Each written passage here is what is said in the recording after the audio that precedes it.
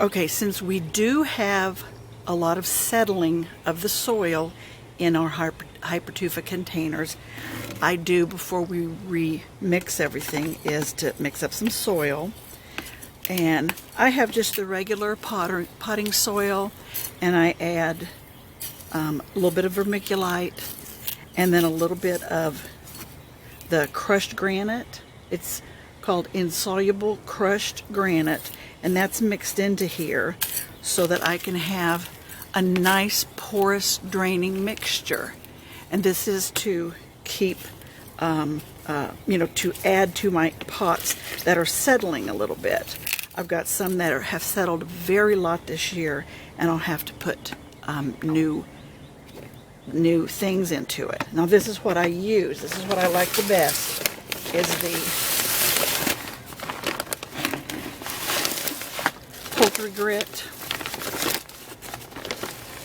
You can buy that at a feed store or order it off the internet, but this is what I like to use, and it's pretty. You can even use it as a top dressing. Let me get a little bit out. You can see how it is kind of like a little slightly pink rock. Gets pinker when it gets moist. You can see that right there. It's just tiny little pieces of granite. So this will be what we'll put in our mixture. Okay, here is one of my hypertufa bowls. And you can see we have a little bit of settling. The soil is down about an inch, maybe, in this one. So I do want to top it off. But what we need to do is to clean up some of these hens here. You can see where they are coming out, getting all green and starting with some spring growth. And what I do is just kind of get a hold of them and give it a pull, and then all of these brown leaves, just go in there and pull those off all the way around. All the way around, just pull that off so that you kind of clean it up. Now if you don't do this, it would ordinarily just disintegrate and decompose, and wouldn't be any problem. However, I like them to look nice, so you can see how that one's all cleaned up. Now this doesn't look like it's going to be a live one, so I'm just going to discard that. And then again, just do the same with the rest of these. Just pull them up one by one, the ones that have survived, and clean off all the brown leaves that are around. You can see how much of a root that you have. Now this one has not settled as much. We have a lot of growth on it with this variety of sempervivum. This one's been out all winter in the snow. And you can see we've just got a little bit of the growth that's going to need pulled out. And I'm going to leave him mostly planted because he still looks really good. Just kind of clean up the areas that need some improvement. Just kind of pull all that away. If you think there's any signs of life in these, just go ahead and put them in a bin, and if they start to grow out, you're good. If not, nothing lost. Like that one. That one looks like it's a goner, even though there's slight green there, which might grow. Okay, so this one, you can see it's still in excellent shape. We've got a lot of good growth. I'll just be topping that up. Now I've got this pot already. We do have some long growths coming out, which I can clean up. And just wiping off the pruners. I'm going to take, after I've cleaned up the brown leaves that are here on the bottom, we would just use this as our root, and I'll cut that strand off. And the same for some of these others, because they can be replanted so they'll create a few more babies for me.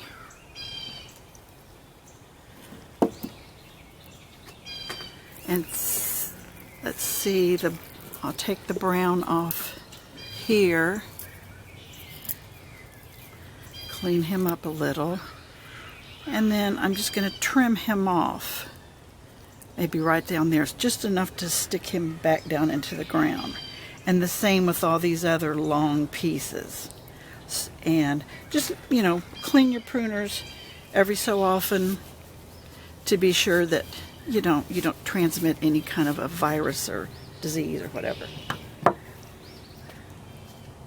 Okay, now I've got a lot of these trimmed off and the little ends cut. What I'm going to do after we've got the surface fairly nice is just poke the pencil down in there and put the little stem and just cluster them around so that I have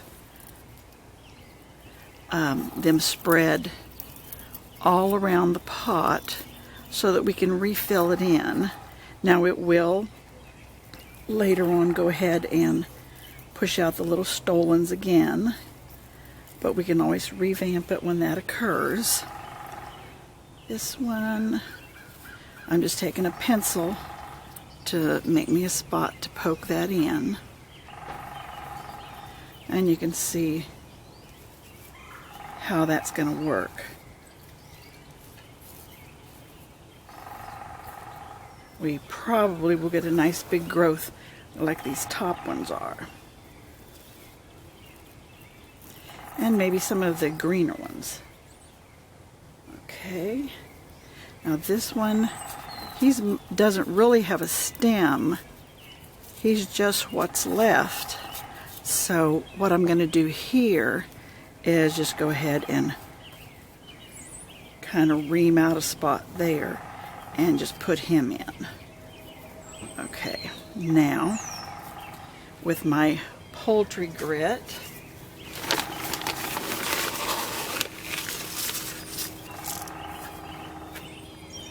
I'm just going to pour a little bit here and there just to kind of give it a little top dressing to keep the petals off the dirt surface, soil surface.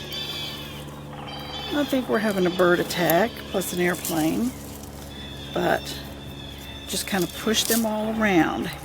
And for the purposes of this, I am not going to water this bowl yet. I'm going to let it sit for a few days, at least I'd say a minimum of a 24-hour period with the dry ends that I've just put down in there. To me, and I mean, I don't know of any proof of that, but for me, I always feel like that doesn't let the little dry, newly cut end attach to any moisture too early to make it rot. So this looks kind of nice. He's all cleaned up. You can see how nice he looks. I think he looks pretty good. I'm going to set him over in a shade area so that he can get ready and start sprouting out for the new year. Okay, this other bowl, I've got another one of my older hypertufa bowls. You can see the age on this one all around the edges, but its hens and chicks didn't do as well as I would hope, but the same thing, I'm going to clean those all up. Now I have some coral reef sedum. You can see that here in this edge.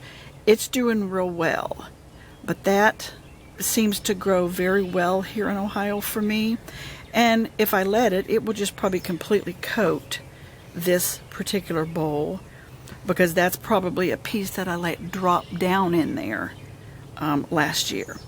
So what I'm going to do is clean this one up, because you can see that the level has sunk down pretty low. So I'm going to pull all these and then replant. And I think this one will look really nice. And I've got a lot more to share with this from the other side. Okay, what I'm going to do, I've cleared out all the ones that are in here. And I'm just going to take a spade and kind of go under this and lift it all the way out. A few little roots there in the bottom.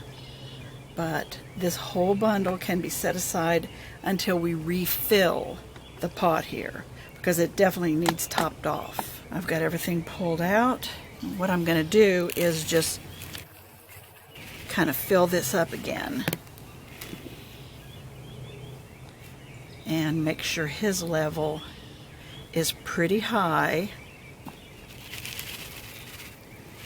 And this again is my crushed granite, gravel, vermiculite, and then the little tiny soil particles from a regular bag of potting soil. So that's got this one topped up again, coming to the edges of the rim. Okay, I've gone over to the big garden bed, and I went to my gravel pathway because I'm constantly dropping little pieces of this stuff, and it just grows in the gravel pathway. You can see that big hunk that has grown amongst the gravel, and I just want to be sure and pull out. That looks like a little forget-me-not sprout there, but just make sure you pull the weeds out.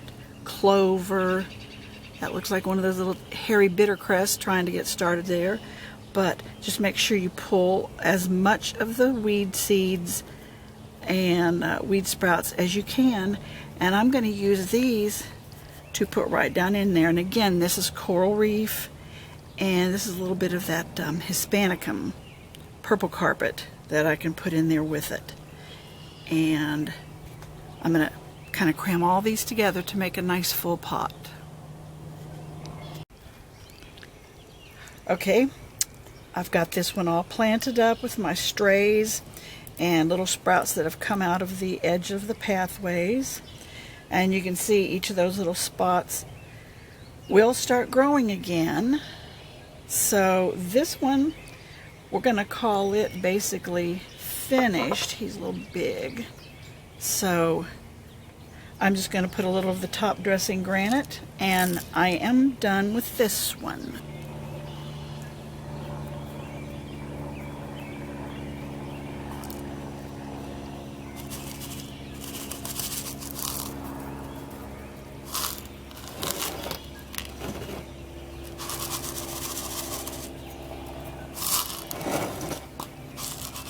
Okay, so we're finished getting that all ready, and I think it looks pretty good, nice and full again, nice and elevated. So that's how you refresh your pots in the spring. Now I need to get some little tweezers and pull the stones out of there, but I think that looks really good. And again, I'm going to put this pot to the side and let it sit dry and not water it for at least 24 hours so that any little edges that I've cut or pieces won't be subject to any kind of a wet, moist area on the roots right away to start. I want them to be dry, because these little edges that you cut, they can be left for a week or more on a shelf, and it won't hurt them at all. They can be planted later. So that's all we've got for now. Thanks a lot.